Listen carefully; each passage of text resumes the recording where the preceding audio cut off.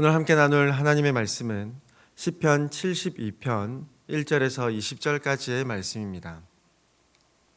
시편 72편 1절에서 20절까지의 말씀입니다. 우리 함께 하나님의 말씀 봉독하도록 하겠습니다.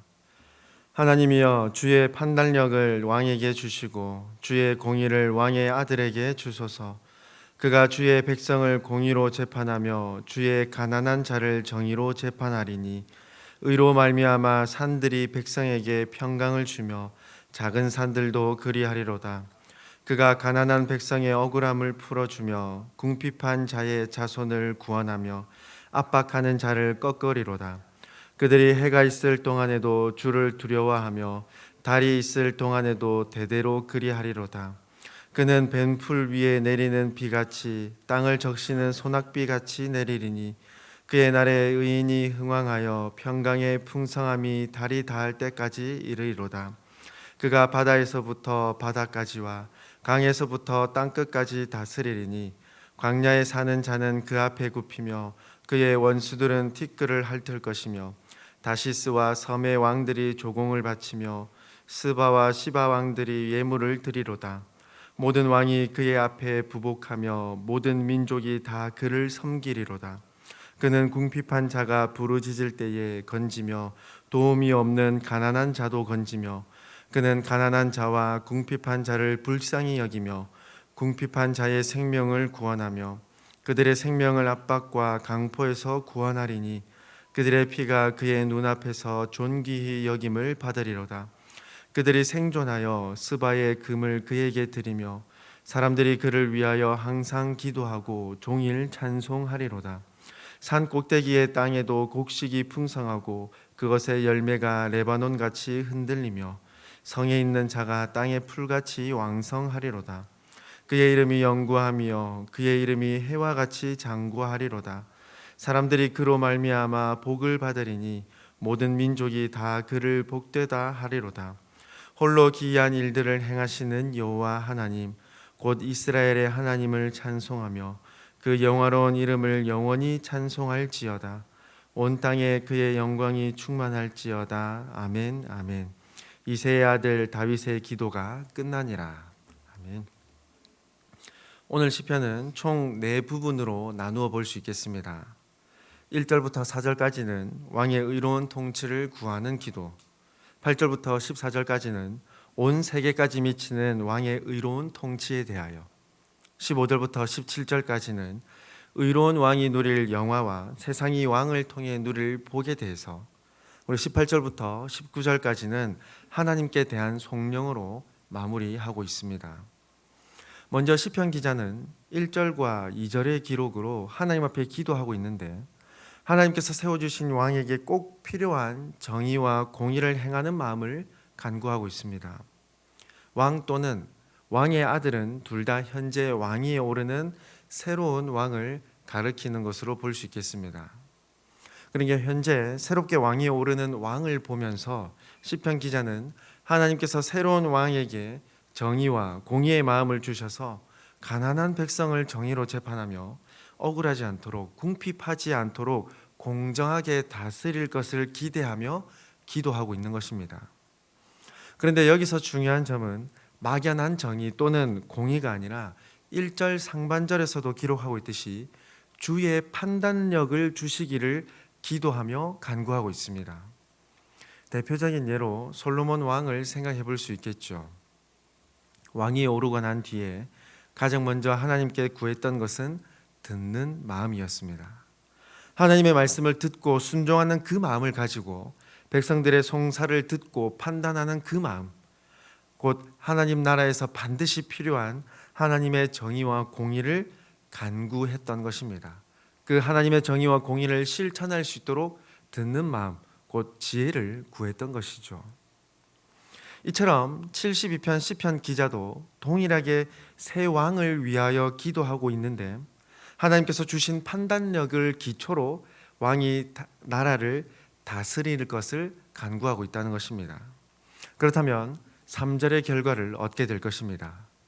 의로 말미암아 산들이 백성에게 평강을 주며 작은 산들도 그리하리로다.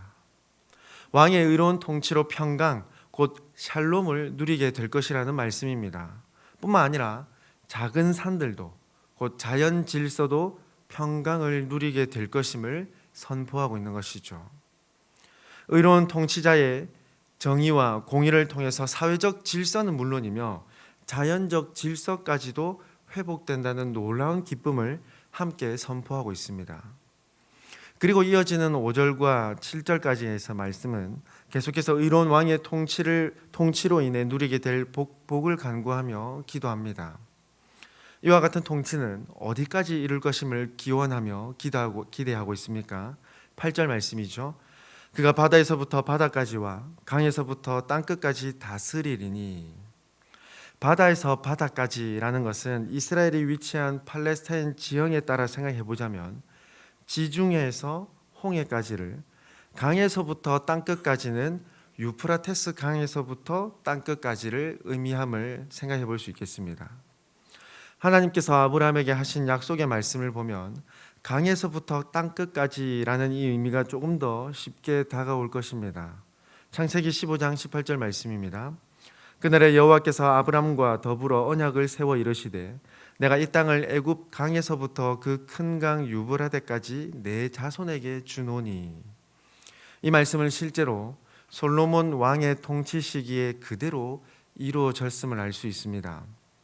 만약 하나님의 말씀에 근거한 왕들의 의로운 통치가 지속되었다면, 그래서 나라가 분열되지 않았다면 하나님의 말씀처럼 이 모든 땅에, 모든 세계에 하나님의 말씀이 선포되며 하나님의 나라임이 분명히 드러났을 것입니다.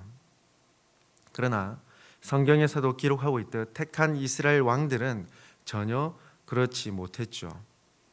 그러나 이 모든 것을 완성하신 분이 계십니다. 바로 이 땅에 사람의 몸을 입고 오신 참 하나님이신 예수 그리스도이시죠. 다시스와 섬들, 이스라엘 서쪽과 지중해 넓은 연안 지역을 의미하며 스바와 시바는 이스라엘 동쪽의 남아라비아 지역과 동아프리카 연안 국가들을 의미합니다. 이 지명들 또한 모두 온 세상을 포괄하는 단어들, 의미임을, 표현들임을 알 수 있겠습니다. 왕의 의로운 통치로 모든 땅과 모든 사람들에게 영향력이 미칠 것이라는 말씀이죠.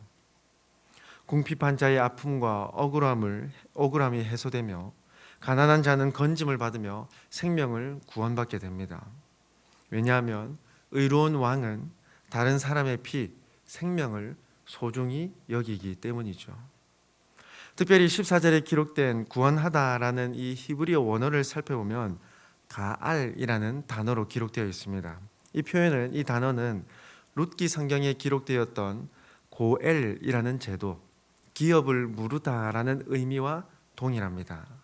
즉, 이 의로운 왕은 궁핍한 자, 가난한 자, 고통받고 억압받는 약자들을 자신의 가족과 같이 여기고 그들의 고통에서 건져내는 사람임을 마음에 새기게 합니다. 이 또한 누구에게로 연결됩니까? 바로 예수 그리스도이시죠. 예수님은 창조하신 사람들의 고통을 아시며 사람들의 모든 연약함과 아픔까지도 아시는 분이십니다. 히브리서 4장 15절 말씀이죠. 우리에게 있는 대제사장은 우리의 연약함을 동정하지 못하실 이가 아니요 모든 일에 우리와 똑같이 시험을 받으신 이로되 죄는 없으시니라. 그렇게 사랑과 긍휼이 넘치시는 예수님께서 죄인들을 대신하여 모든 죄값을 치르셨으며 그분의 상함으로 상한 죄인들은 회복시키시며 그분의 찔림으로 죄인들을 멍에로부터 벗어나도록 해주신 것이죠. 오늘 본문 17절 말씀을 보십시오. 의로운 왕의 통치로 인하여 많은 사람들이 왕을 칭찬하며 왕을 경배합니다. 그의 이름이 영구하며 그의 이름이 해와 같이 장구하리로다. 사람들이 그로 말미암아 복을 받으리니 모든 민족이 다 그를 복되다 하리로다. 하나님의 사랑으로 구원받아 하나님의 자녀된 저와 여러분, 어제 말씀에 이어서 왕의 즉위식에 대한 찬양과 시를 함께 살펴봅니다. 하나님께서 세우신 대리 통치자에게 요구되는 그 올바른 모습, 그리고 의로운 통치자로 기대할 수 있는 복들을 오늘 말씀에 기록되고 있습니다. 시편 기자가 기도하고 있듯이, 기원하고 있듯이 지혜의 근본이신 하나님 앞에 지혜와 명철을 주시기를 간구드려야 하며 이 땅의 지도자를 위하여, 통치자들을 위하여 늘 항상 기도할 수 있어야만 합니다. 그러나 계속해서 생각하듯이 죄의 본성으로, 죄로 본성이 타락한 인간에게는 의로운 통치를 기대할 수는 없습니다. 그러므로 진정한 통치자, 정의와 공의를 행하며 동시에 사랑과 긍휼을 베푸시는 참 왕이신, 그리고 사람들에게나 모든 만물에게 참된 샬롬과 복을 주시는 만왕의 왕 되시는 예수 그리스도밖에 우리는 바라보고 소망할 수밖에 없다는 것이죠. 실제로 성경에 기록된 복과 통치들을 이루셨고 지금도 이어가고 계시며 마침내 완성될 하나님 나라를 통해 영원히 이어가실 것입니다.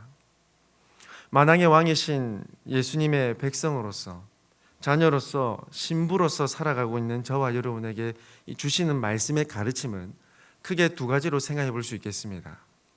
첫째, 참된 평안과 복, 정의와 공의로 다스리시며 심판하시며 모든 나라의 주권자로 계신 분은 오직 예수 그리스도임을 깨닫게 하시며 바라보며 소망하게 하십니다. 두 번째로는 예수 그리스도를 통한 참된 평안과 복을 누리기를 바라고 소망하는 마음을 가지고 늘 하나님 앞에 기도하며 간구하는 그 마음을 가지고 하나님 백성, 하나님의 자녀된, 하나님의 예수 그리스도의 신부된 우리들로서 하나님의 정의와 공의를 온전히 실천할 수 있어야 함을 가르쳐 주십니다. 죄인인 저와 여러분은 죄인을 위하여 이 땅에 오신 예수 그리스도를 통하여 의인으로 인치심을 받게 되었습니다. 하나님의 정의와 공의, 사랑과 긍휼의 은혜를 얻어서 새로운 삶을 살아가도록 허락받았습니다.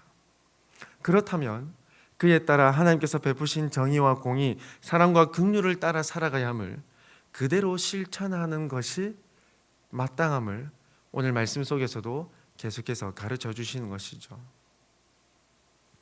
다시 이 땅에 오셔서 모든 땅을 심판하실 예수 그리스도를 소망하며 예수님께서 마지막 날 완성하실 하나님 나라를 확신하며 살아계신 삼위 하나님의 주권과 은혜를 선포해야만 하는 것이죠.